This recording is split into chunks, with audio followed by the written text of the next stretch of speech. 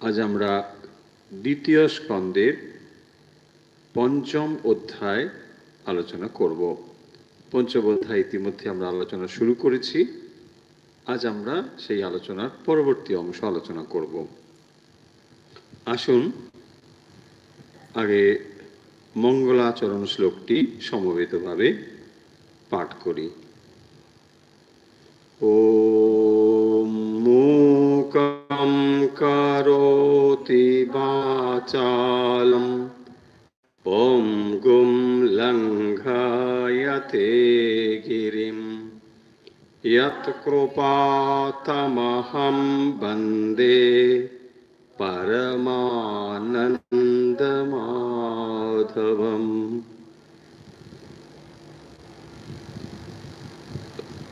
পরমেশ্বরের কৃপায় শ্রীমদ্ ভাগবতের দ্বিতীয় স্কন্ধের পঞ্চম অধ্যায় পাঠ আমরা সম্প্রতি শুরু করেছি। এই অধ্যায়ে আমরা যে কয়েকটি শ্লোক আপনাদের সামনে বলেছি তাতে একটি ধারণা নিশ্চয়ই হয়েছে যে পঞ্চম অধ্যায়ের বক্তব্য বিষয় আসলে নারদ ঋষির সঙ্গে ব্রহ্মার কথোপকথন। ব্রহ্মা তার মানসপুত্র হলেন নারদ ঋষি,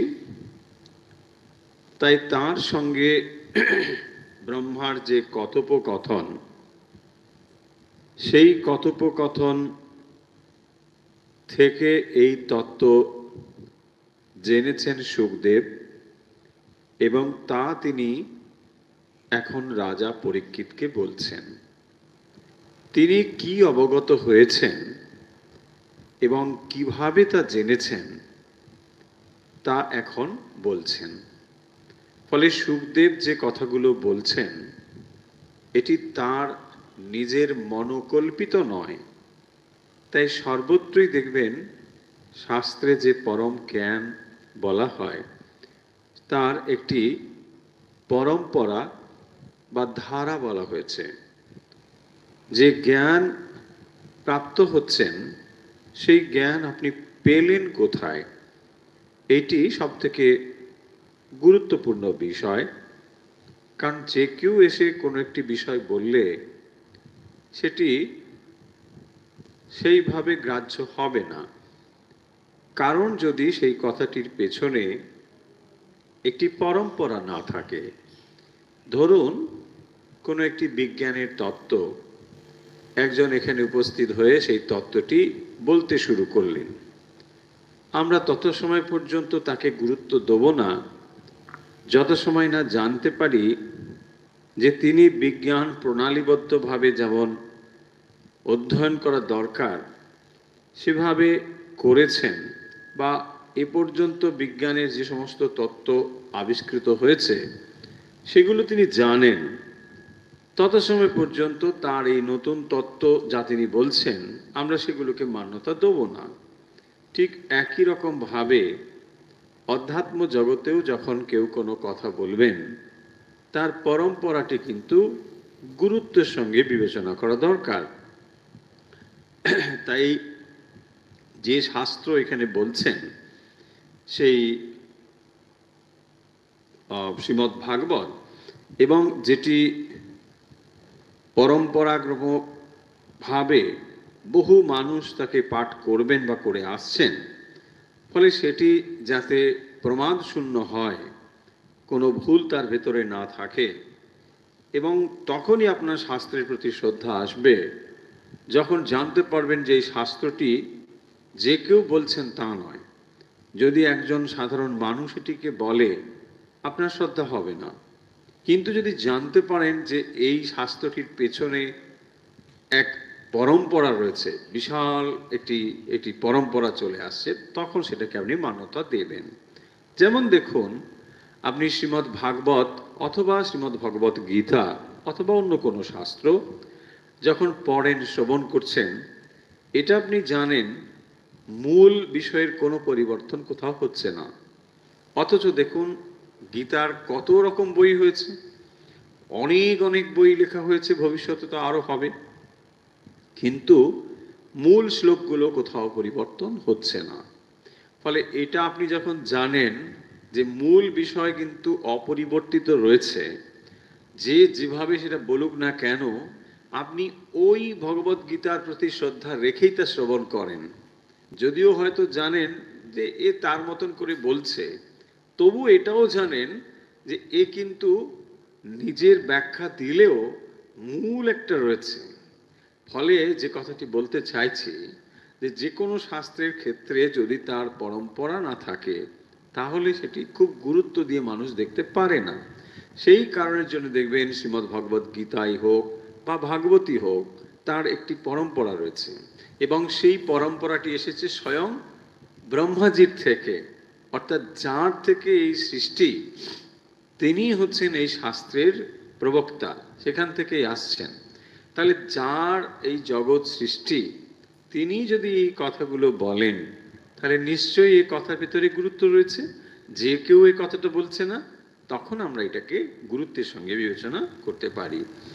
তো এখানে যে কথাগুলো হচ্ছে সেটি হলো তাহলে নারদ ঋষির সঙ্গে ব্রহ্মাজির কথোপকথন হচ্ছে। দেখুন এই কথাগুলোই হয়তো আমরা অন্যত্র পড়ে এসেছি, মানে এই এই সৃষ্টির ক্রম, কিভাবে সৃষ্টি হয়, মায়ার কথা, এগুলো আমরা বেদান্ত যখন পড়েছি সেখানে একভাবে পড়েছি। কিন্তু এই এই ভাগবতের মধ্যে কিভাবে এই কথাগুলোকে বলা হয়েছে, সেগুলো নিশ্চয়ই আমাদের কাছে একটু নতুন মনে হবে। সেই কথাগুলোই আমরা জানব। যে ভক্তি শাস্ত্র বলে যাকে আমরা বলি, সেখানেও জ্ঞানের কথা খুব একটা কম নেই, এবং সেই জ্ঞান এখানে কিভাবে আমাদের কাছে পরিবেশন করা হচ্ছে সেটিও লক্ষ্য করার বিষয়। তাহলে মূল বিষয় হলো ব্রহ্মাজির সঙ্গে নারদ ঋষির কথোপকথন, এবং সেখানে এই জগৎ সৃষ্টির যে পরম্পরা, কিভাবে জগৎ সৃষ্টি হয়েছে সেই বিষয়ে কথা হচ্ছে। আমরা এর আগের দিন এই অংশই পড়ছিলাম, যেখানে কিভাবে তিনি মায়া শক্তির দ্বারা এটিকে সৃষ্টি করেন সে কথা বলেছেন। আসলে নারদ ঋষি প্রথমে ব্রহ্মাজির কাছে তার প্রার্থনা জানিয়েছেন, তিনি জানতে চান ইত্যাদি বলে তিনি ধারণাই করেছিলেন যে আসলে ব্রহ্মাই হচ্ছে সর্বে সর্বা, কিন্তু তিনি নিজেই বলছেন যে আমি সর্বে সর্বা নই, ভগবান রয়েছেন, তিনি হচ্ছেন সৃষ্টির মূল।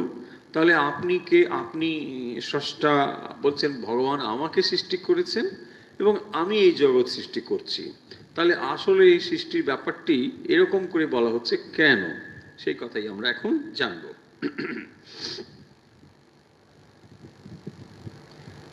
तस्यापि द्रष्टुरी सस्य कूटस्थाखिल आत्मनः कूटस्थस्याखिल आत्मनः सृज्यं सृजामि सृष्टोहम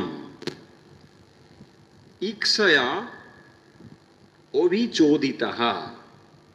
এই হলো এর উত্তর। কি বলছেন না, তস্যাপি দ্রষ্টু ঈশস্য, দ্রষ্টু ঈশস্য দ্রষ্টু, তিনি হচ্ছেন দ্রষ্টু মানে দ্রষ্টা। তাহলে দ্রষ্টা মানে স্বয়ং ভগবান, তিনি, তার। ঈশস্য দ্রষ্টু, ভগবান হচ্ছেন এখানে ঈশ, এই শব্দ বলা হচ্ছে।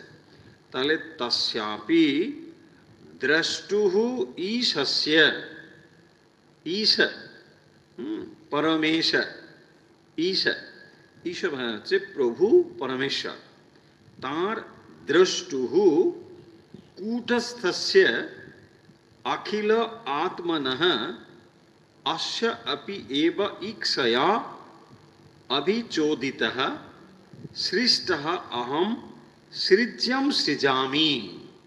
এই কথাটি সুন্দর করে বুঝবো আমরা। এতগুলো শব্দ কি কি রয়েছে দেখুন।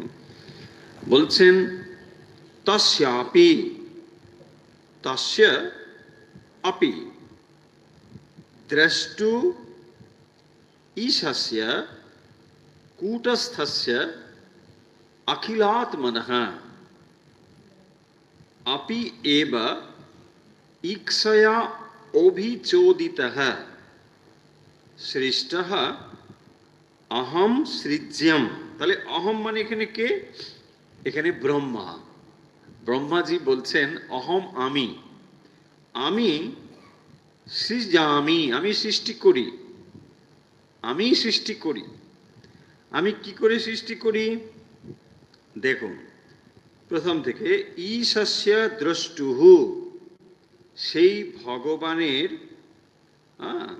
কূটস্থস্য অখিল আত্মনা অস্য অপিচ ইক্ষয়া, এই ইক্ষয়া, তার দর্শনে, তার ইচ্ছে হলো, পরমেশ্বরের ইচ্ছে হলো,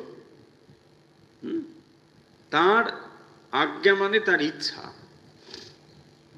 তাকে আদেশ দেবার জন্য নোটিশ দিতে হয় না যে কাল থেকে তুমি এখন সৃষ্টি কাজ শুরু করো, এবারে ব্রহ্মাজি শুরু করলেন, এরকম নয়। ইক্ষয়া, তার ভেতরে একটি সৃষ্টির ইচ্ছে হলো, আমি এক আছি, বহু হব। এই যে বহু হওয়ার ইচ্ছে, এখান থেকেই সৃষ্টির শুরু হলো। এবং তখন ঈশস্য দ্রষ্টুহু, তো তখন তিনি যেন সৃষ্টির ইচ্ছে করে ঈক্ষণ করছেন। ঈক্ষণ মানে অ্যাকচুয়ালি দেখা, তিনি দেখছেন যে এবারে সৃষ্টি হোক, আমি এবারে কি করব? খেলা দেখব। এটি ভগবানের একটি আনন্দ মূর্তির প্রকাশ। তো ভগবান যখন নিজেকে বহু রূপে প্রকাশিত করছেন, তার তাৎপর্য হলো তিনি এর ভেতরে আনন্দ অনুভব করবেন, তাই না? আনন্দাত এব খল্লিমানি ভূতানি জায়ন্তে। তিনি দুঃখ করবার জন্য এটা করেননি। যখন আমরা লীলা শব্দটি বলি, তার ভেতরে থাকে ডিভাইন প্লে, খেলা, আনন্দ। তো যখন কেউ আনন্দ করে, সেখানে কি দুঃখ থাকে? দুঃখের জন্য খেলতে যায়? খেলে হয়তো দুঃখ টুক্ষ পায়, হেরে যায় বলে, সেটা আলাদা কথা। কিন্তু খেলার ভেতরে মজা আছে বলেই তো খেলতে যায়, তাই না? ঠিক সেরকম ভাবে এই সৃষ্টির ভেতরে ভগবানের আনন্দের প্রকাশ রয়েছে। তিনি এটিকে আনন্দ রূপে দেখতে চান, এবং সেই কারণের জন্যেই তিনি মনে মনে একটা সৃষ্টি হোক, আনন্দ হোক, আমি এক আছি, বহু হব, আমি নিজেকে বহু রূপে প্রকাশ করব, দিয়ে আমি আনন্দ আস্বাদন করব। ভগবানের এই ইচ্ছে হয়। সেই জন্য বলছেন এখানে যে ঈশস্য দ্রষ্টুহু কূটস্থস্য অখিল আত্মনা। এবারে দেখুন, কূটস্থস্য, তিনি কূটস্থ। কেন কূটস্থ? না, কূটস্থ কথার অর্থ হচ্ছে যার ভেতরে কোনো বিকার নেই, নির্বিকার। কূটস্থ মানে বিকার নেই। আমরা বলেছি না আগে কূটস্থ, তো কূটস্থ ভেতরে তার কোনো নেই, নিত্যত্ব আমরা বলেছি। কূটস্থ বেদান্ত পড়তে গিয়ে দেখুন এখানেও সেই শব্দগুলো ঘুরে ফিরে আসছে। কূটস্থ মানে যে ভগবান, তার ভেতরে যখন স্বভাবতই কোনো পরিবর্তন নেই, সেটাকে আমরা বলছি কূটস্থ। সেই যে কূটস্থ, তিনি আবার কি হচ্ছেন? অখিল আত্মনহা।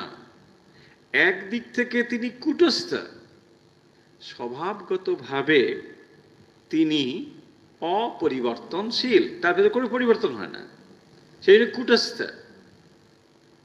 এই যে নির্বিকার ভগবান পরমেশ্বর, আবার তিনি অন্তর্যামী রূপে যেন প্রকাশিত হয়েছেন।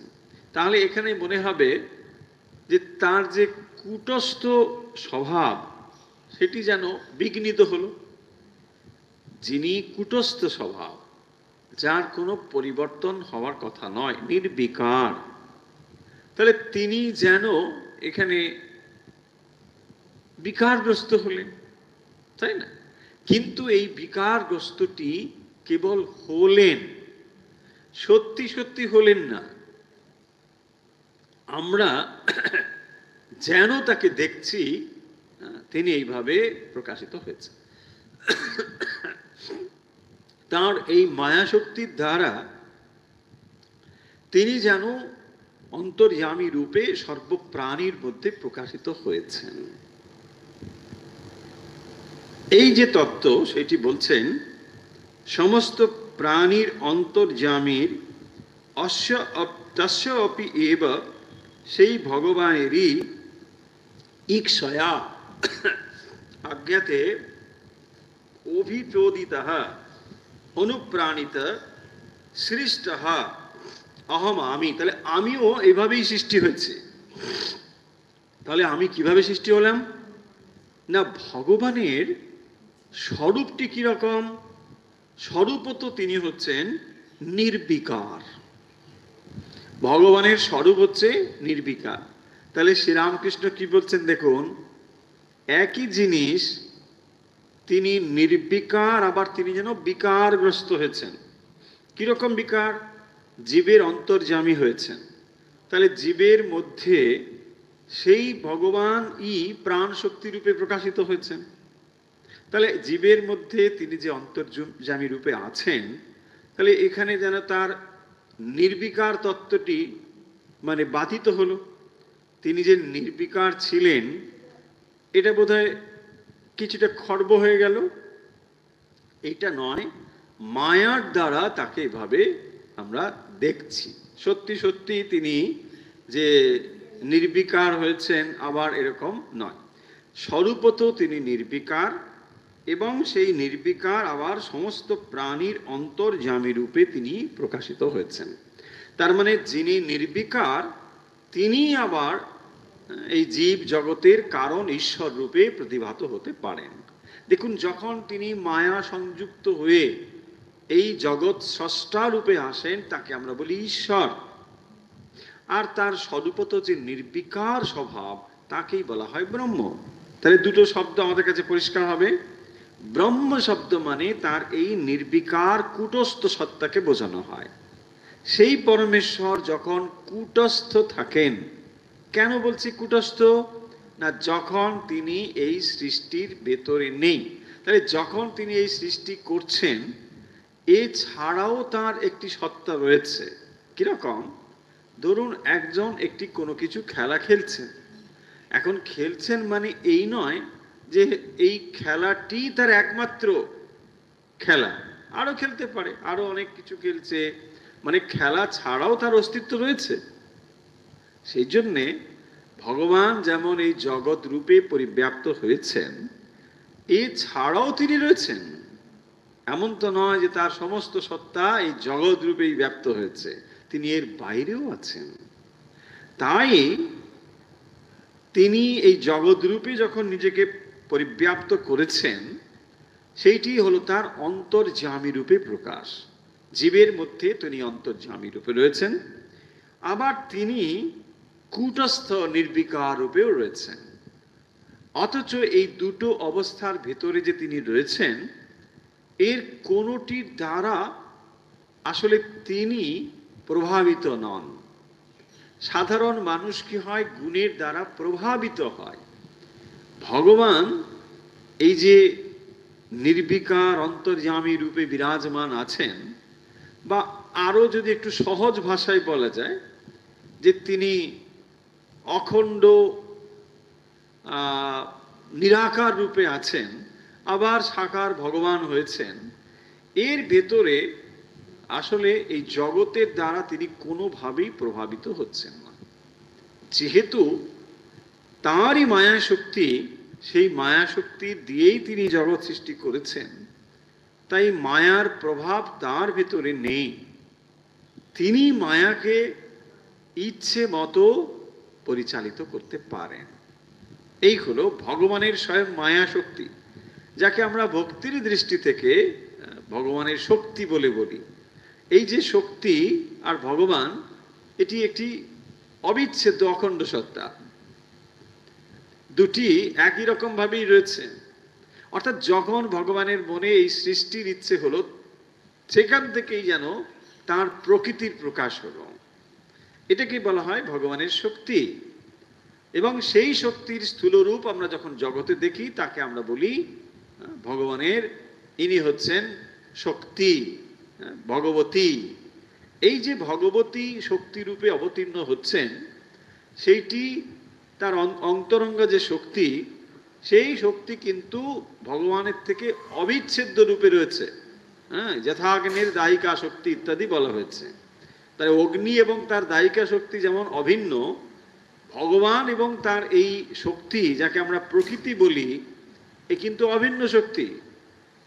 তাহলে এইখানে যে কথাটি বলা, ঈশস্য দ্রষ্টু কূটস্থস্য অখিল আত্মনঃ তস্য অপি এব ঈক্ষয়া, এই তাহলে সেই পরমেশ্বর, যিনি সমস্ত জীবের মধ্যে অন্তর্যামী রূপে বিরাজ করছেন, তাহলে একদিকে তার স্বরূপ, আবার একদিকে তিনি এই যখন সৃষ্টির মধ্যে রয়েছেন। শ্রীরামকৃষ্ণ বলছেন, সাপটি যদি স্থির থাকে সেটাও সাপ, আবার নড়ছে চড়ছে যখন সেটাও সাপ। তাহলে দুটো কেবল ভূমিকাটা আলাদা, মানুষটা আলাদা নয়। ঠিক সেরকম ভগবান দুটি নয়, সেই পরমেশ্বরই যিনি আবার এই সৃষ্টির মধ্যে রয়েছেন। কেন না, তার ইচ্ছে হলো তিনি এই আনন্দ অনুভব করবেন, তিনি দেখতে চান। তাহলে একদিক থেকে দেখুন, ভগবানের দৃষ্টিকোণ থেকে তিনি এই আনন্দের জন্য এটা করছেন। সৃষ্টি যা কিছু তিনি করে চলেছেন, সমস্তই তার আনন্দের জন্য। এখন আমরা এই মায়ার ভেতরে থেকে আমরা কি ভাবছি, আমরা আনন্দ অনুভব করছি? আমরা বলছি আমাদের যে প্রাণ যায়, তাই না? ভগবান আনন্দের জন্যে সবকিছু করছেন, আর আমরা বলছি ভগবান আমাদের তো প্রাণ যায়। কিন্তু এই কথাটি যদি বিচার করে দেখা যায়, বুঝতে পারবো এই আমরা কারা। আমরা যে বলছি আমাদের প্রাণ যায়, সেই আমরা কি ভগবান ছাড়া অন্য কোনো তত্ত্ব? তত্ত্ব নয়। সেই ভগবানই আমি, তুমি, সব রূপে তিনি রয়েছেন। এইটি বুঝতে পারি না বলে আমরা যন্ত্রণা অনুভব করি, কষ্ট অনুভব করি। ভগবান আনন্দের জন্যই করেছেন, আপনাকে তার খেলার সাথী করেছেন, আপনার ভেতরে প্রাণ শক্তির বিকাশ ঘটিয়েছেন, যাতে করে আপনি তার অস্তিত্বকে অনুভব করতে পারেন। তাই মানব শরীর দান করেছেন। কিন্তু আমরা কামনা বাসনা ফলে সেটিকে অনুভব করতে পারছি না, আর তাই আনন্দকে অনুভব করতে পারছি না। তাই আমরা প্রশ্ন করি, ভগবান তুমি তো আনন্দ করো, কিন্তু আমাদের কি হয়? আমাদের যে প্রাণ চায়, তাই না? ভগবান নৃত্য করছেন, কালীয় দমন করছেন, কালীয়র উপরে মহা বিষ, তাকে তিনি দমন করে তার উপর নৃত্য করছেন, তাই না? এইটি জীবকে শেখাচ্ছেন, দেখো তুমিও পারবে, তুমিও যদি তোমার ভেতরে যে নেতিবাচক ব্যাপারগুলো রয়েছে, কামনা বাসনা অষ্টপাশ, এইগুলোর ওপরে দাঁড়িয়ে নৃত্য করতে পারবে, তাই না? কালীও দমন করছেন, তার উপরে দাঁড়িয়ে নৃত্য করছেন ভগবান। আনন্দ অনুভব করবার জন্যই তো সৃষ্টি। তার ভেতরে এসে আমরা ভগবানকে না দেখতে পেয়ে অন্য কিছুতে মত্ত হয়েই আমরা দুঃখ পাই। তাই দুঃখ পাওয়ার হেতু ভগবান নয়, ভগবান বরং সতত সেই আনন্দের আস্বাদন দেবার জন্যেই যুগে যুগে এত কষ্ট করে অবতার শরীর ধারণ করে আসেন, তাই না? তিনি আপনাকে সেই আনন্দের স্বাদ দেবার জন্যই আসেন, যে আরে এরা বিষয় নিয়ে মেতে আছে, একটু যদি আনন্দ এরা পেত, তাহলে এদের জন্ম জন্মের দুঃখটা ঘুচে যেত। সেই জন্যই ভগবান ছুটে আসেন, কত রোগ শোক, কত ব্যাধি সহ্য করে, কষ্ট করে দেহ ধারণ করে আসেন, তাই না? শেষে মা কি বলছেন দেখো, এরা কেউ বুঝলোই না, চোখের সামনে এত কিছু দেখেও এদের বিশ্বাস হচ্ছে না। তো আমাদের এই অবস্থা, মায়ার ভেতরে ভগবান স্বয়ং এসে বললেও আমাদের বিশ্বাস হচ্ছে না। মানে মন এত সন্দেহপ্রবণ হয়ে গিয়েছে, তাই না? যদি কেউ এখন ভগবান স্বয়ংই এখানে আসেন ধরুন, হ্যাঁ, তুমি ভগবান প্রমাণ দাও, কিরকম তুমি ভগবান, তাই না? কারণ আমাদের মন এত সন্দেহ চারিদিকে দেখে দেখে যে আমরা ভগবানকেও পরীক্ষা করতে ছাড়বো না, তাই না? ধরুন ভগবান স্বয়ং এলো, এখন গোপনে থাকবেন, কারণ নাহলে ও তো কি না কি করবে, ভগবান এখন মুশকিলে পড়ে যাবে, তাই? দেখুন তারপরে কি বলছেন, ইকসয়া। তাহলে ভগবান যখন সৃষ্টি করেন, সেই পরমেশ্বর ইকশনের দ্বারা সৃষ্টি করেন। ইকসয়া, আজ্ঞা, আজ্ঞা মানে ইচ্ছা শক্তি। ভগবান দৃষ্টি করলেন, তার সৃষ্টি হয়ে গেল। দৃষ্টিতেই সৃষ্টি, এই কথাটা এখান থেকে এসেছে। হ্যাঁ, দৃষ্টিতে সৃষ্টি। যত্র যত্র নেত্র পরে তত্র তত্র কৃষ্ণ স্ফুরে। তো তিনি দেখছেন, বাস, আপনি আমি দেখলে হবে না। সেই পরমেশ্বর তিনি মনে মনে সংকল্প করছেন যে সৃষ্টি হোক, বাস, তখন পর পর সব সৃষ্টি হচ্ছে। ইকসয়া অভিচোদিতঃ অনুপ্রাণিতঃ সৃষ্টঃ অহম। এই আমি তখন সৃষ্টি হয়েছি, আমি সৃষ্টি হলাম। এখন আপনার মনে প্রশ্ন আসবে, আচ্ছা তা এটা বলিনি, তারপরে বলবো এটা। সৃজ্যম সৃজামি, এই যে কথাটি দেখুন, সৃজ্যম সৃজামি, আমি সৃষ্টি করেছি, বলছেন আমি সৃষ্টি করেছি। এই কথা কেন বলছেন? ওই যে নারদজি বলছেন যে আমি তো জানি তুমিই ভগবান। তুমি ভুল জানো, আমি ভগবান নই, আমি সৃজ্যম সৃজামি, আমি ভগবান ই হচ্ছেন স্রষ্টা। কিভাবে তিনি সৃষ্টি করেন? না, তিনি সৃষ্টি করেন ইকসয়া, তার ইচ্ছায়, তার দর্শনে, তার দৃষ্টিতে আমি সৃষ্টি হই, তিনি আমাকেও সৃষ্টি করেছেন। এবং তারপরে সৃজ্যম সৃজামি, তার যে এই সৃষ্ট বস্তু, এটাকে যেন আমি সৃষ্টি করি। তাই আমার নাম হয়েছে স্রষ্টা বলে। আমাকে সবাই বলে আমি হচ্ছি সৃষ্টির প্রথম পুরুষ, আমি সৃষ্টি করেছি, ব্রহ্মা। কিন্তু আসলে আমি সৃষ্টম সৃজামি। সৃজামি মানে সৃষ্টি করা। হ্যাঁ, সৃজামি হচ্ছে আমি সৃষ্টি করি, ক্রিয়াপদ। ওই যে ভগবদ গীতাতে কি রয়েছে, হ্যাঁ, সৃজাম্যহম, আমি সৃজামি, অহম সৃজামি। আমি কিভাবে সৃষ্টি করি? না, আমি যুগে যুগে, আমি যুগে যুগে সৃষ্টি করি। সাধু নাম কি বলছে সেখানে? বলছেন আমি সাধুদের পরিত্রাণের জন্য ধর্মকে ধর্ম সংস্থাপনার্থায় বিসৃজামি যুগে যুগে। তো আমি যে সৃজামি, সৃজাম্যহম, সেই শব্দটি এসেছে এখানে। তো এই যে সৃজামি, আমি সৃষ্টি করি বললেই হয়ে যেত না, এখানে বলছেন সৃজ্যম সৃজামি, আমি সৃষ্টি করি, কিন্তু সৃজ্যম, যেটা অলরেডি সৃজ্য হয়ে গেছে। দেখুন এইখানেই তাৎপর্যটা রয়েছে, যে যেটা অলরেডি সৃজ্য, তাহলে আমি মরাকে মারছি, ভাবটা এরকম। মানে অলরেডি এটা হয়ে গেছে, আমি সেটাকে করছি।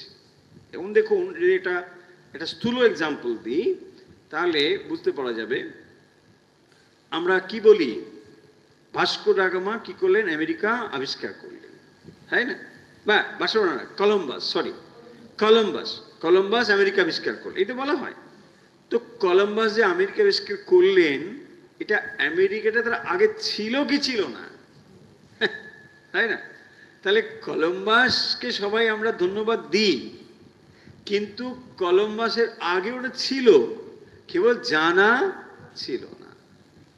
এইটাই হলো সৃজ্যম সৃজামি, সৃজ্যম সৃজামি। তার দৃষ্টিতে সৃষ্টি হয়েছে, এখন আমি যেন আবার সেই সৃষ্ট বস্তুকে সৃষ্টি করছি। আমি ভগবানের দ্বারাই সৃষ্ট হয়েছি, আমি যেন আবার সৃষ্টি করছি। আসলে তিনিই সৃষ্টি করছেন। তাহলে যখন আপনি সৃষ্টির একটি ক্রমকে মানছেন, তাহলে যিনি আদি সৃষ্ট হয়েছেন, বাকি যা কিছু সৃষ্টি হয়েছে তার দ্বারাই সৃষ্ট হয়েছে, তাই না? ভগবান যদি বলেন, ধরুন এখানে কেউ একজন এসে বলছেন যে এইখানে একটি নগর পত্তন হবে, নতুন করে একটা নগর তৈরি হবে, নগরের ইনি হবেন প্রধান, এবার একে দায়িত্ব দেওয়া হচ্ছে, ইনি সব পরপর করবেন। তো এখন তিনি কি করলেন, পরপর এক একজনকে দায়িত্ব দিচ্ছেন, তুমি এটা করবে, রাস্তা বানাবে, এই করবে, করে করে করলো। কে সৃষ্টি করেছে? অমুক বাবু, কিন্তু তিনি তার অর্ডারটা এক্সিকিউট করেছেন। তাহলে যার অর্ডার এক্সিকিউট করেছে তিনি তো প্রধান, তাই না? ঠিক সেরকম ভাবে ভগবান ব্রহ্মাজিকে সৃষ্টি করেছেন। তাহলে ব্রহ্মাজিকে যদি সৃষ্টি করেন, আর ব্রহ্মাজি এই সব সৃষ্টি করেছেন, তাহলে সেই জন্যই বলছেন সৃজ্যম সৃজামি, তোমরা আমাকে ধন্যবাদ দাও ঠিকই, কিন্তু আমিও তো তার দ্বারাই সৃষ্ট হয়েছি। তাহলে আমি যদি তার দ্বারা সৃষ্ট হই, তাহলে তোমরা ধন্যবাদ কাকে দেবে? এইখানেই মানে শ্রীমদ্ ভাগবত আমাদের দৃষ্টিটাকে নিয়ে যেতে চাইছেন সেই পরমেশ্বরের কাছে। দেখুন, ক্রমান্বয়ে যদি আপনি দেখেন, একটা সৃষ্টি, তার স্রষ্টা, তার সৃষ্টি স্রষ্টা, এইটি এই জগতের মধ্যেও রয়েছে। মানুষ এই সমস্ত কিছুকে আবার নতুনভাবে কত কিছু সৃষ্টি করতে পারে, কিন্তু সমস্ত কিছুর সর্বোচ্চ যে স্রষ্টা, তিনি হচ্ছেন ভগবান।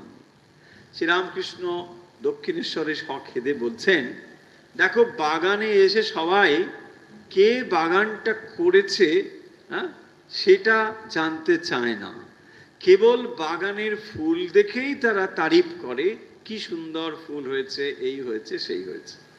শ্রীরামকৃষ্ণ বলছেন যে বাগানটা যিনি করেছেন, যার মাথা থেকে এই বাগানের আইডিয়াটা বেরিয়েছে, তার ভেতরে আরো কত আইডিয়া রয়েছে, সেইটি তো আসল ব্যক্তি, সৃষ্টি তো তার থেকেই হয়েছে। অর্থাৎ এই কথাটি বলে যেটা বলার, যে এই সৃষ্টির মধ্যে ক্ষুদ্র ক্ষুদ্র নানা জিনিস থাকলেও পরমেশ্বরই হচ্ছে তোমার একমাত্র আরাধ্য, তাকেই তুমি খুঁজে নাও। এবং সেই পরমেশ্বরের দিকে তাকিয়ে ব্রহ্মাজিও আছেন। যে দেবতাদের আমরা পুজো করি, দেবতারা নিশ্চয়ই পূজনীয়, কিন্তু দেবতারাও সেই পরমেশ্বরের দিকেই তাকিয়ে আছেন, তারাও পরমেশ্বরেরই আরাধনা করেন। তারা মুক্ত কেউ নয়, দেবতারা মুক্ত নয়। দেবতাদের মধ্যেও আপনি যদি পুরাণ কাহিনী পড়েন, কাম, ক্রোধ, লোভ, হিংসা সব আছে, প্রচুর পরিমাণে আছে। তবে তাদের দেবতা বলি কেন? তারা অনেক গুণযুক্ত আছে, তাদের অনেক অনেক গুণ রয়েছে। সেই সমস্ত সুকৃতি গুণের ফলে দেব শরীর প্রাপ্ত হয়েছে, কিন্তু দেব শরীর প্রাপ্ত হয়ে গেলেই মুক্ত হয়ে যাচ্ছে না। এই দেব শরীরে থাকতে থাকতে যদি মুক্ত হয়ে যায় হলো, না হলে আবার মনুষ্য শরীর ধারণ করে তারা মুক্তির চেষ্টা করতে হবে। তাই দেবতারা মুক্ত নন, তারাও এই সৃষ্টির ভেতরে একটি দেব শরীর প্রাপ্ত হয়েছেন সুকৃতির ফলে, তারাও এই পরমেশ্বরের দিকেই তাকিয়ে আছেন। তাহলে পরমেশ্বর যখন সমস্ত কিছু সৃষ্টি করেছেন, দেব শরীরও তাঁরই, দেবলোকও তাঁরই সৃষ্টি। সেই কথাটিকে বোঝানোর জন্যই এখানে নারদজি কে ব্রহ্মাজি এই কথাটি বলছেন, যে আসলে তিনি হচ্ছেন স্রষ্টা। তাহলে ভগবানই হচ্ছেন একমাত্র লক্ষ্য, তিনি হচ্ছেন পরমেশ্বর সর্বশক্তিমান। এখানে আমরা যে দেবতাদের কথা বলি, দেখুন শ্রীমৎ ভগবদ গীতাতে আমরা এই কথাটি খুব ভালো করে পড়ে এসেছি, যে সেখানে যখন কেউ দেবতাদের আরাধনা করে, দেবতারা হচ্ছেন এক একটি ক্ষমতা সম্পন্ন, এক একজনের এক একটি বিশেষ ক্ষমতা প্রদান করা হয়েছে। তিনি ওই জিনিসটিকে দেখেন, কিন্তু তিনি সর্বেশ্বর নন, তিনি সর্বশক্তিমান নন, তিনি মুক্তিদাতা নন, জীবের মুক্তি তিনি দিতে পারেন না। সেই জন্য দেখবেন পুরাণ কাহিনীতে যখন আপনি এই দেবতাদের গল্প টল্প পড়েন, সেখানে দেখবেন কেউ মহাদেবের আরাধনা করছেন, গিয়ে বলছেন মহাদেব আমাকে মুক্তি দাও, বলছে না মুক্তি হবে না, কি শক্তি চাও বলো, এটা আমি দিতে পারি। কারণ তার কাছে পার্টিকুলার শক্তি রয়েছে, সেইগুলো তিনি দিতে পারেন। তোমাকে এটা দিতে পারি, তুমি যদি এই করো এই হবে। তার ভেতরে আবার ওই কথার প্যাচে তারা পড়েন, আবার যখন বিপদে পড়ে যায় তখন ছুটে গিয়ে আবার বিষ্ণুর কাছে যান, এইসব কাহিনী রয়েছে। তাহলে দেবতাদের ভেতরেও বিশেষ শক্তি সম্পন্ন হলেও তারা মুক্তি দিতে পারেন না, বিশেষ ক্ষমতা নিশ্চয়ই দিতে পারেন। সেই জন্য ওখানে বলা হয়েছে যে যারা দেবতাদের উপাসনা করেন, অর্থাৎ ক্ষুদ্র ক্ষুদ্র শক্তি সম্পন্ন যে দেবতা, সেই দেবতাদের যারা উপাসনা করেন তারা তত্তৎ লোক প্রাপ্ত হন, তারা পরম ধাম প্রাপ্ত হন না, পরমেশ্বরকে প্রাপ্ত হন। দুটোর মধ্যে তফাৎটা নিশ্চয়ই আমরা বুঝে নেব। তাহলে যখন আপনি গণেশের পুজো করছেন, লক্ষ্মীর পুজো করছেন, সেখানে আপনার মনে কি আছে? গণেশজি হচ্ছেন সিদ্ধিদাতা। এখন তো ভারতবর্ষে গণেশ মানেই মানে ধন দৌলত টাকা পয়সা, মহারাষ্ট্রে তো বিশেষ করেই আছে, তাই না? এখানেই আছে গণেশজি মানেই টাকা পয়সা আসবে, এখন ছড়িয়ে যাচ্ছে সব জায়গায়। অবশ্য গণেশ মানে এটা করতে, সেই দোকানটা প্রথমেই কিছু না থাক, একটা ছোট্ট গণেশ ওখানে আছে। বুড়িটা তার ছোট হতে পারে, বড় হতে পারে, কিন্তু ঠিক আছে না, বড় ঘুড়ি হলে লাভ বেশি হবে, তো এরকম রাখা আছে। ফলে দেখুন এই যে ধারণা, তার পয়েন্টটা কি, যে যখন আপনি কোনো পার্টিকুলার ডেইটির আরাধনা করছেন, আপনি তখন কি চান? আপনি অর্থ চান। তাহলে অর্থ যদি চান তাহলে পরমার্থ নিশ্চয়ই চান না। পরমার্থ যদি না চান তাহলে আপনার সেটি প্রাপ্ত হওয়া হবে না, কারণ যেটি আপনি চাইছেন সেটিই আপনি পাবেন। আপনি যদি লক্ষ্মীর আরাধনা করেন তাহলে লক্ষ্মীর যা যা দেওয়ার ক্ষমতা তা আপনাকে দেবে। ধন দৌলত যদি তা পাওয়া যায় তাহলে ধন দৌলতই পাবেন। কারণ কেউ তো লক্ষ্মী পুজো করে পরমেশ্বর জ্ঞান প্রাপ্ত হব এটা তো বলে না, আমি মুক্ত হয়ে যাব সেরকম তো বলে না। তাই বলছেন ভগবান যে দেবতাদের কাছে যে যে ক্ষমতার জন্য সে চায় সেটা আমি প্রদান করে থাকি, পরমেশ্বর সেটা প্রদান করে থাকেন। কিন্তু যেহেতু আপনি মুক্তি চান না, অর্থ চান, তাই পরমেশ্বর আড়াল থেকে আপনাকে অর্থ সাপ্লাই করেন, পরমার্থ নয়। এই হচ্ছে তাৎপর্য। আপনাকে বলছেন না যে দেবতার পুজো করবেন না, করুন। যত সময় আপনি দেবতার পুজো করছেন তত সময় আপনার ভেতরে কামনা বাসনা রয়েছে, ভালো, সেটা আপনি যখন চান, আমি তোমার সামনে আসবো কেন? তাই না? তুমি তো আমাকে চাও না, তুমি আমার কাছে বিশেষ শক্তিকে চাও, বিশেষ ক্ষমতাকে চাও, ঠিক আছে, চেয়ে নাও। তাহলে পরমেশ্বরকে চাইলে পরমেশ্বরকেই পাওয়া যাবে। আবার উল্টো দিক থেকে দেখুন, যদি এই যে দেবতা, সেই দেবতাকে যদি আপনি পরমেশ্বর বা পরমেশ্বরী রূপে আরাধনা করেন তাহলে আপনি পরমেশ্বরকেই প্রাপ্ত হবেন। যেমন ধরুন আমি গণেশের পুজো করছি, কিন্তু আমি জানি গণেশ হচ্ছে আমার পরমেশ্বর, তিনি আমার সর্বে সর্বা। এই ভাব নিয়ে যদি কেউ আবার গণেশের আরাধনা করেন তাহলে তিনি পরম জ্ঞান প্রাপ্ত হতে পারে। তাহলে মূল পয়েন্টটা হলো কি আপনি চান, তার উপরে আপনি কি চান। আপনি যদি পরম ধন চান তাহলে পরম জ্ঞান প্রাপ্ত হবেন, আর যদি কতগুলো শক্তি চান তাই প্রাপ্ত হবেন। সেই জন্যই এখানে বিশেষ করে নারদজিকে ব্রহ্মাজি এই কথাটি দিয়ে বলে দিচ্ছেন যে এই দৃশ্যমান জগতে যে সৃষ্টি তুমি দেখছো তা আমি সৃষ্টি করছি বলে যে তুমি বললে, এটি একদিক থেকে হয়তো সত্যি, কিন্তু আমিও সৃষ্ট। হ্যাঁ, আমিও সৃষ্ট, আমি স্বয়ম্ভু নই, আমার সৃষ্টির একটি কারণ আছে। হতে পারে যে কেউ, হতে পারে সেটি অনেক পবিত্র, অনেক সূক্ষ্ম, কিন্তু আছে। আমি সেই জন্যে ধ্যানমগ্ন হই, কারণ আমি পূর্ণ নই। ব্রহ্মাজিও তিনি পূর্ণত্ব এখনো প্রাপ্ত হননি, কিন্তু নিঃসন্দেহেই তিনি এই জীবের থেকে অনেক অনেক ঊর্ধ্বে আছেন, এটা কোনো বিষয় নয়। কিন্তু তাকে তিনি অবলম্বন করে এই সৃষ্টি করছেন। যিনি ব্রহ্মাজি, যাকে অবলম্বন করেই ভগবান প্রকাশিত হচ্ছেন, নিশ্চয়ই তার সেই অধিকার রয়েছে বলেই, তাই না?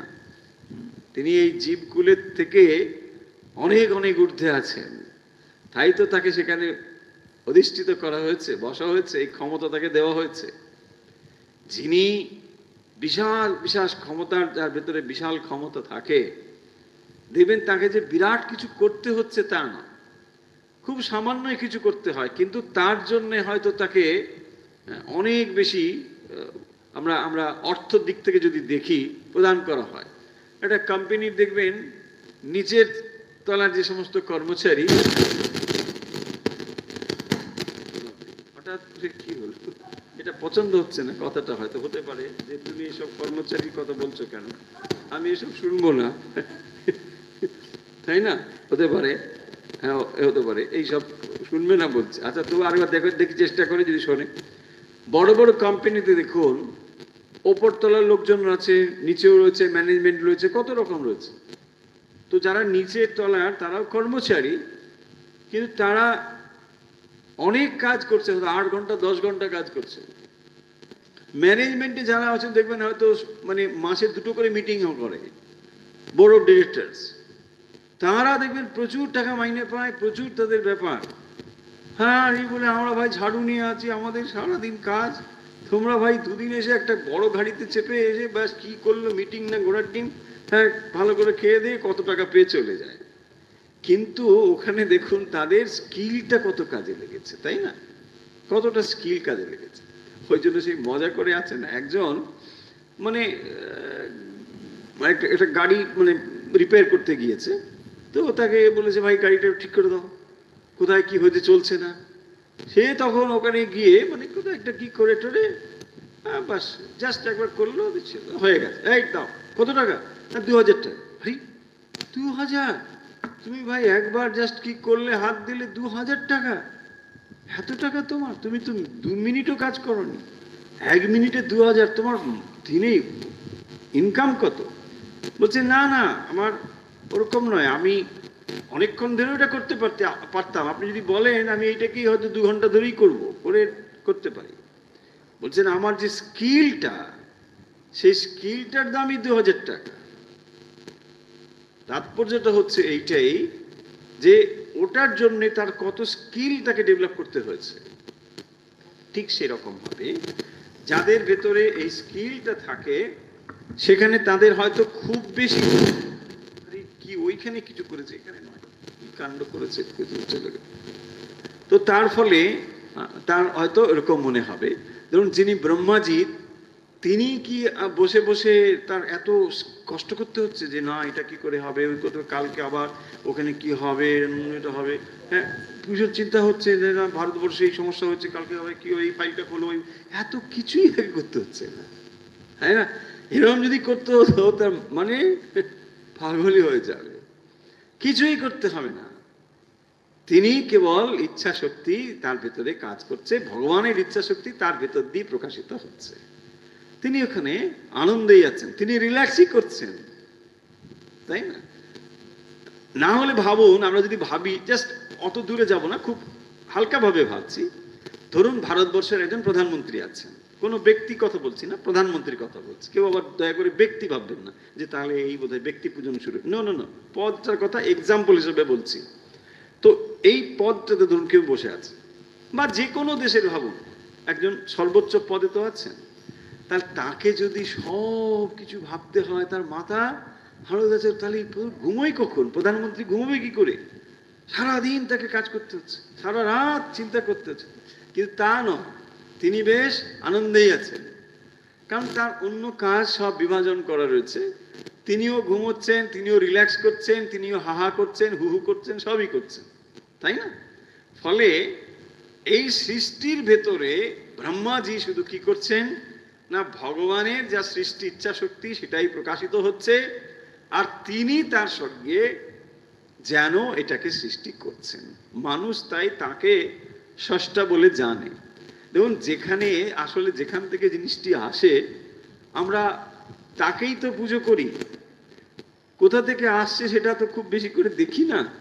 আর ট্যাপ খুলে দিলাম, জল পড়ছে, ওখানেই ভাবছি এই তো জল পড়ছে এখানে, কিন্তু পাইপটা যে ওখান থেকে গিয়ে ওই ওপরে লাগানো রয়েছে সেটা দেখছি না, তাই না? এই ট্যাপেরই পুজো করো, কারণ ওখানেই জল পড়ছে, ওখানে এটাই তো আমরা করি। যেখান থেকে ওটা আসছে তার উৎসটা কোথায়? সেই জন্যে এই যে ট্যাপ, মানুষ শরীরটা একটা ট্যাপের মতো ভাবুন। বলছি বাবা আর কোনো উদাহরণ পেলেন না, ট্যাপই পেলেন? আচ্ছা ট্যাপ না হয় যা কিছু ভাবুন, তো এটা মানে কি? এটারও একটা সোর্স আছে, সেই সোর্স থেকেই এটা আসছে। এটা ক্ষণে ক্ষণে এরকম হচ্ছে কেন বুঝতে পারছি না। আজকে কি বলেছে, আজকে কি কথাগুলো এতই খারাপ লাগছে, তো খুব মুশকিল ব্যাপার, মাঝে মাঝে মুডের ব্যাপার। আজকে বিকেলে চাটা খাওয়া হয়নি, মুড খারাপ, খুবই মুড খারাপ। তো দেখুন, তার মানে যেটা বলতে চাই যে এই যে সৃষ্টি, তাহলে এই সৃষ্টির মূলে সেই পরমেশ্বর রয়েছে, সেই পরমেশ্বরই অন্তর্যামী রূপে প্রকাশিত হয়ে প্রতিটি জীবকে সজীব রেখেছে। তাহলে আপনার তাৎপর্য হলো, আপনার জীবনের মূল ব্যাপার হলো যে সেই পরমেশ্বরকে উপলব্ধি করা। এবং দেখুন, যে ব্যাকগ্রাউন্ড মিউজিক চলছে, ব্যাকগ্রাউন্ড মিউজিক মানে এই শ্রীমদ্ ভাগবতের ব্যাকগ্রাউন্ডটা কি, যে যেখানে রাজা পরীক্ষিত এবং সুখদেব, সুখদেব রাজা পরীক্ষিতকে এই কথা তো বলছেন, তাহলে তার হাতে আর সময় নেই, তিনি তো আর মজা করতে বসেননি, তার হাতে আর সামান্য সময় রয়েছে, তার ভেতরে তিনি মূল জিনিসটাকে জানতে চান। সেই যে কথাটি রয়েছে, অর্থাৎ জীবের ভেতরে আর বেশি সময় নষ্ট করার মতো সময় নেই, এখন তিনি কি করবেন? তাহলে মূল কথাগুলো, সার কথাগুলো জেনে নাও। এই জগৎ যে সৃষ্ট বস্তু, যাকে ভগবান স্বয়ং সৃষ্টি করেছেন, সেই ব্রহ্মাজিও যেন এটাকে আবার নতুন করে সৃষ্টি করছেন। অর্থাৎ যার সংকল্প হয়ে গিয়েছে, সেই সংকল্প থেকেই তিনি যেন আবার এটাকে এক্সিকিউট করছেন। তাই সবাই বলে আমি হলাম স্রষ্টা, ব্রহ্মা বিষ্ণু মহেশ্বর বলে বলা হয়। কিন্তু এই তিন শক্তিও সে ভগবানেরই তো শক্তি, তাই না? ব্রহ্মা, বিষ্ণু আর মহেশ্বর, এই তিন কি পৃথক? তিন পৃথক নয়, তিন একই শক্তির নাম। একই শক্তি যখন তিনভাবে কাজ করে তখন আমরা তাকে ওটাই বলি। শ্রীরামকৃষ্ণ কত সহজ করে বলছেন, যখন একজন রান্না করে তাকে আমরা রাঁধুনি বলি, আবার ওই যখন ঠাকুর মন্দিরে পুজো করে পূজারি বলি। ফলে বোঝা গেল, তাই না? ঠিক ওই রকম ভাবে আমরা ব্রহ্মা বিষ্ণু মহেশ্বর এটাকে এখন আমরা করে ফেলেছি কি, তিনটে আলাদা করে ফেলেছি। কেন না, ধীরে ধীরে আমরা ফলোয়ার্স আলাদা হয়ে গেছি। হ্যাঁ, আমি হচ্ছে শিবের পূজারি, আচ্ছা তুমি ওইদিকে বসো। আমি হচ্ছে বিষ্ণুর, তুমি নিয়ে এসো তুলসী পাতা নিয়ে এসো, যাও ওইদিকে বসে থাকো, হয়েছে, তাই না? দেখুন ধীরে ধীরে আমরা এইসব কাণ্ড করে ফেলেছি। হ্যাঁ, বুঝছি না আমি একটু শিব পুজোতে তুলসী, খবরদার, হবে না, চলো। ভগবান ওখানে বলছেন পত্রম পুষ্পম ফলম তোয়ম, ওখানে তুলসী পত্রম বেল্লপত্রম এসব কিছু তোয়ম, গঙ্গা তোয়ম কিছুই বলা হয়নি, জাস্ট তোয়ম। আর আমরা আস্তে আস্তে তাকে কি করেছি দেখুন, ব্রহ্মা আলাদা, ব্রহ্মার পুজো একটা বেশি হয় না, এখন হচ্ছে শিব আর বিষ্ণু, এই দুটো আলাদা হয়ে গেছে, তাই না? ব্রহ্মা বিষ্ণু মহেশ্বর, বিষ্ণু নারায়ণ, এটা তুলসী পাতা নিয়ে ওদিকে চলো, হ্যাঁ ওদিকে সাদা চন্দন নিয়ে চলো, লাল চন্দন টন্দন করলে ওদিকে চলো, আলাদা হয়ে গেছে। হ্যাঁ, তুলসী পাতা, ওখানে তুলসী পাতা চলবে না, এই তুলসী পাতা। এইগুলো আমাদের পরবর্তী সময়ের কথা। কিন্তু দুটো শক্তি বা এই যে তিনটি, আবার একটা করে মহাবিষ্ণু, হ্যাঁ এই সব একই, দেখুন ওখানে এরকম করে মহাবিষ্ণু করেছেন, তিনি আবার মানে মহাশব্দ লাগাতে হচ্ছে, কারণ এই বিষ্ণুর থেকে পৃথক বোঝানোর জন্য মহাশক্তি দিতে হচ্ছে। কিছুই নেই, একই জিনিস। বেদান্তর দিক থেকে যদি দেখেন, ইটস ভেরি সিম্পল। সেই পরমেশ্বর পরম শক্তি, তিনি যখন সৃষ্টি করেন তাকে আমরা ব্রহ্মা বলি, তার এই শক্তি যখন স্থিতি করে তাকে এক নাম, এই ব্রহ্মা বিষ্ণু মহেশ্বর। অনেকগুলো ঈশ্বর নেই, অনেকগুলো ভগবান নেই, ভগবান একই আছেন। যদিও ভক্তরা ভক্তির আতিশয্যে মানুষকে ভগবান বলে ডাকা শুরু করে, সেটি আলাদা জিনিস, সেটি বলছি না। ভগবান একজনই। আপনি ধরুন, আমি আপনাকে ভালোবাসি, আমি আপনাকে শ্রদ্ধা করি বলে ভগবান ভগবান বলতে শুরু করলাম, তাহলে কি ভগবান হবে? সেটা হবে না। সেটা আপনি 10 বার বলুন, যা পড়ুন, তাতে আমার কোনো বক্তব্য নেই। কিন্তু ভগবান একজনই। ভগবান বললে অনেক মানুষকে বোঝায় না। একজন পরমেশ্বর, একজনই তিনি, অনেক ভগবান নয়। এখন কিছু কিছু ভগবান উঠছে, উঠবেই, ঠিক আছে, ওটা কোনো ব্যাপার নয়। দেখুন এর পরের শ্লোকটা কি হবে, একটু হতে পারে বোধহয়, কারণ এগুলো পড়া রয়েছে তো, ফলে সহজই হবে। स्वत्तम रजस्तम इति निर्गुणस्य गुणास्त्रयः স্থিতি सर्गो निरोधेषु गृहीता मायया विभोः। এই যে এতগুলো কথা বলা হলো, এই শ্লোকটিও তার সহজভাবে আমরা জানতে পারবো, তাই জন্যে এতগুলো কথা বলে ফেললাম, যাতে এই মানে শ্লোকটি আমরা বুঝতে আমাদের কোনো অসুবিধা না হয়। দেখুন কি বলা হচ্ছে এখানে, সত্ত্বম, সত্য শব্দ আপনাদের নিশ্চয়ই নতুন নয়, সত্য রজতম বহুবার শুনেছেন। তাহলে সত্ত্বম রাজাস্তমা, রাজাহা তামা রাজস্তমা, তাহলে সত্ত্বম রাজা তামা ইতি নির্গুণস্য গুণাস্ত্রয়ঃ। নির্গুণস্য তার মানে সেই নির্গুণ যে পরমেশ্বর ভগবান, তার নির্গুণস্য গুণাস্ত্রয়ঃ, তারই আবার 3 গুণ। তিনি কি করেন, নির্গুণস্য বিভোহ, এবং সেটি মায়ার দ্বারা, ওই যে স্থিতি সর্গ নিরোধেষু গৃহীতা মায়য়া বিভোহ, সেই বিভু নির্গুণ পরমেশ্বর মায়য়া, মায়া শক্তির দ্বারা স্থিতি সর্গ নিরোধেষু, মানে স্থিতি মানে স্থিতি, স্বর্গ নিরোধেষু, স্বর্গ মানে সৃষ্টি, তাহলে সৃষ্টি স্থিতি এবং প্রলয়, এর দ্বারা সত্যম রজস্তম ইতি গুণ ত্রয় গুণাঃ, 3টি গুণ, সত্য রজতম এই 3টি গুণ গৃহীত্বা, গ্রহণ করা হয়েছে।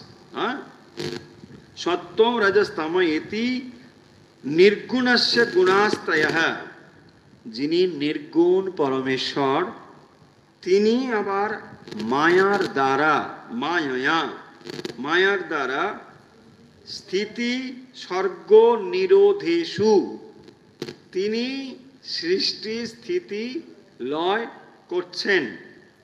সত্যম রজস্তম ইতি ত্রয় গুণাঃ, তাহলে এই যে মায়া, এর 3টি গুণ বলে নয়, এই মায়া এবং গুণ এটা অভিন্ন সত্তা।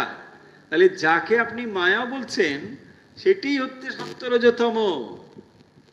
আমরা যদি বলি না গুণ, এটা মানে এটা একটা জিনিস, গুণ তার সঙ্গে যুক্ত হয়েছে, সেরকম নয়। তিনি হচ্ছেন ত্রিগুণাত্মিকা। আচ্ছা, ও নিজে নিজে, কি আশ্চর্য, ইয়াই মায়া, সত্যি রে বাবা, এই তো কি হচ্ছে, ভূকম্প हो रहा है, এটা क्या ভূকম্প না? দেখুন সত্যি সত্যি কোনো কিছুই হচ্ছে না, আমি কোনো তারেরও আঘাত করছি না, টাচ করছি, অথচ নিজে নিজেই শব্দ করা শুরু করেছে, কিছু একটা ঘটেছে। হ্যাঁ, ভেতরে ইঁদুর টিঁদুর ঢুকেছে কিনা, অনেক সময় ইঁদুর হতে পারে, এখানে খুব ইঁদুর আছে, গাছের মধ্যে লম্বা লম্বা ইঁদুর আছে। হ্যাঁ, যন্ত্রের মধ্যে হয়তো ঢুকে ও কিছু কাণ্ড করছে বসে বসে, হতেও পারে। আর না হলে ভূমিকম্প হচ্ছে কিনা, যারা দূর থেকে শুনছেন ভূমিকম্প হলে বুঝতে পারে, আমাদের এখানে মনে হয় একটা ভূমিকম্প মৃদু মানে বোঝা যাচ্ছে। সত্যম রজস্তম ইতি নির্গুণস্য গুণাস্ত্রয়, তাহলে দেখুন যিনি নির্গুণ, নির্গুণ গুণময়, এই যে শব্দটা মনে রাখুন, নির্গুণ গুণময়। স্বামীজি বলছেন শ্রীরামকৃষ্ণকে, তিনি নির্গুণ মানে স্বরূপত তিনি নির্গুণ, আবার তিনি গুণময় হয়েছেন। তাহলে তিনি যখন গুণময় হয়েছেন তখন মায়া সংযুক্ত হয়েছেন, মায়া সংযুক্ত হয়ে তিনি গুণময় হয়েছেন। তাহলে এই মায়া হচ্ছে কি না, ত্রিগুণাত্মিকা মায়া, সত্য রজ তম মায়া। সেইটির দ্বারা তিনি স্থিতি সর্গ নিরোধেষু গৃহীতা মায়া বিভোহ, সেই পরমেশ্বর তিনি যিনি বিভু সর্বব্যাপী, তিনি মায়ার দ্বারা সত্যম রাজা স্তম ইতি নির্গুণস্য গুণাস্ত্রয়, তিন গুণকে আশ্রয় করে তিনি এই সৃষ্টি স্থিতি প্রলয় করছেন। তাহলে ভগবানের যে ত্রিগুণাত্মিকা মায়া শক্তি, সেই মায়া শক্তির দ্বারা তিনি কাজ করছে। তার এখন প্রশ্ন একটা উঠতে পারে যে জীব এবং ঈশ্বরের মধ্যে তার তফাৎটা কি? কারণ জীবের মধ্যেও মায়া রয়েছে, ঈশ্বরের মধ্যেও মায়া রয়েছে, তাই না? প্রশ্ন উঠতে পারে না যে ব্রহ্ম প্লাস মায়া সমান ঈশ্বর, তিনি মায়া শক্তির দ্বারা প্রভাবে ঈশ্বর হয়েছেন, তিনি এই জগৎ সৃষ্টি করছেন, আবার মানুষের ভেতর মায়া রয়েছে। তাহলে আমার মায়াতে ক্ষতি বলছেন, ভগবানের মায়াতে ক্ষতি নেই। তফাৎটা দেখুন, বহু বহু তফাৎ। ভগবান হচ্ছেন মায়াধীশ। কেন না, মায়া তার দ্বারা পরিচালিত হয়, তিনি মায়ার দ্বারা পরিচালিত হন না, তিনি মায়াকে পরিচালিত করেন, মায়াধীশ। আর জীব হচ্ছে মায়ার অধীন। এই হলো তফাৎ, আর কিছু নয়। এখানে এই সত্য-রজ-তম এর দ্বারা জীব সর্বদাই পরিচালিত হচ্ছে। ওই যে আমরা জ্ঞানযোগ পড়ছি, তাহলে এই মায়া মানে অন্য কেউ নয়, এই মায়া হচ্ছে আসলে আপনার যে তিনটি চিন্তা, সত্য-রজ-তমময় যে চিন্তা চলছে প্রতিনিয়ত, সেটি তো মায়া। কি আশ্চর্য! আজকে শব্দটা কেন এরকম করছে, নাকি আমি জোরে কথা বলছি বলি? আচ্ছা, আস্তেই কথা বলি। ও, আস্তে আস্তে শুনতে পাচ্ছ? আস্তে বল। তাহলে বেশি চেঁচিয়েও না, আস্তে বলছি। যে মায়া মানে, তাহলে যখন ঈশ্বরের দিক থেকে আমরা এই জগৎকে দেখছি মায়া সংযুক্ত, মানুষের ভেতরে দেখুন মায়া কিভাবে কাজ করছে।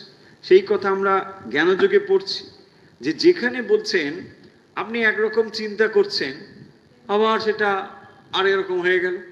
আপনি ভাবছেন সাত্বিক গুণ জীবনে নিয়ে আসবেন, হঠাৎ করে দেখবেন সেখানে তম এত প্রভাবশালী হয়ে গেল, ব্যাস সব ভেস্তে গেল। তাহলে যত সময় পর্যন্ত আপনি এই ত্রিগুণাত্মিকা মায়ার মধ্যে রয়েছেন, তত সময় আপনার নিস্তার নেই। আপনি কখনোই নিজেকে নিরাপদ বলে ভাবতে পারেন না। যদি নিরাপদ বলে ভেবেছেন, সর্বনাশ আপনার সামনে অপেক্ষা করে আছে। এই হচ্ছে মায়া, এত শক্তিশালী মায়া, মম মায়া দুরত্বয়া। এবং এই মায়াকে প্রবল চেষ্টার দ্বারা মানে অতিক্রম করা সম্ভব। সেটি সাধনা, সেটি আসলে করতে হয়। সাধনা মানে অন্য কিছু নয়। এই মায়ার হাত থেকে আপনি একটা সংকল্প করেছেন যে আমি আজকে এত মিনিট জপ করব, কথার কথা, দেখবেন হঠাৎ করে কোনো একটা জিনিস এমনভাবে এসে হাজির হলো, সেই দিনই এসে হাজির হলো, সেই দিন। হ্যাঁ, আমি বলছি আজকে না, আজকে ঠিক করবো, আজকে যেন কোনো ডিস্টারবেন্স না হয়। ঠিক দেবেন ওই দিনই এমন একটা কাণ্ড ঘটলো যে আপনার আর কিছু করেন। এই মায়া এইভাবেই আছে, ঠিক আপনার ডাইভারশনের জন্য প্রস্তুত হয়ে আছে। তাহলে প্রতি মুহূর্তে ডাইভারশন আপনাকে একদিকে টানছে, তার ভেতরে আপনি কিভাবে দৃঢ় থেকে মনকে ঈশ্বরমুখী করেন, এটাই হচ্ছে মায়াকে অতিক্রম করবার মানে খেলা চলছে। মহামায়া যেন আপনার সঙ্গে খেলছেন, প্রকৃতি তিনি আপনার সঙ্গে খেলছেন, প্রতি মুহূর্তে এই খেলাটি চলছে। যখনই দেখবেন আপনি বিষয় ভালোবাসেন, মহামায়া আপনার কাছে বিষয় ঠেলে ঠেলে দেবে। হ্যাঁ, বলছে না, এই তো নাও না, আরে নাও নাও না, প্রভু চাই না, আরে নাও নাও, কত সুন্দর জিনিসপত্র আছে সব নাও। এই ব্যাস করে করে আপনার সব শেষ। এই মায়া। আপনি ভাবছেন না না, কত ভালো দিন, দেখো ভগবানকে ডাকলুম, মনে কত কিছু পেনুম। হ্যাঁ, কত পেনুম বুঝলেন, কিন্তু সর্বনাশ হলুম, তাই না? ভগবানকে আপনি ডাকছেন, কিন্তু আপনি এত কিছু পেয়ে যাচ্ছেন, বলছে বাহ, ডাকলাম বলে তো এত কিছু পেলাম। আরে এত কিছু পেয়ে যে আপনার সর্বনাশ হচ্ছে, আপনি যে ধীরে ধীরে ভগবানকে ভুলছেন। বিষয় দিয়ে তিনি আপনাকে আসলে বেঁধে ফেলতে চান, সেই জায়গাগুলো যদি কেউ সচেতন হয় তবেই সে বুঝতে পারবে, ধরতে পারবে জারি কি হচ্ছে। আর না হলে ওই ব্যাস, হ্যাঁ, ঘুটে রে, হ্যাঁ, এ রে ও রে, সব আছে না কথা বলতে। ঠাকুর বলছে কি ছিল না এই ছিল, এখন এই হয়েছে, আছে না, তার অধঃপতন হয়েছে, অথচ নিজেকে কি ভাবছে, হ্যাঁ আমার ঘুটে রে, এ রে ও রে, এইসব ব্যাপার, ইহাই মায়া। চলুন তাহলে আজকে আমরা শ্রীমদ্ ভাগবতে দ্বিতীয় স্কন্ধের পঞ্চম অধ্যায়ে আমরা আলোচনা করলাম 17 এবং 18 নম্বর শ্লোক, যেখানে নারদ ঋষির সঙ্গে ব্রহ্মাজির কথা হচ্ছে সৃষ্টির প্রসঙ্গে। চলুন এই কথাগুলো চলতেই থাকবে, আরো কিছু কথা রয়েছে সেগুলো আমরা পরে আলোচনা করব।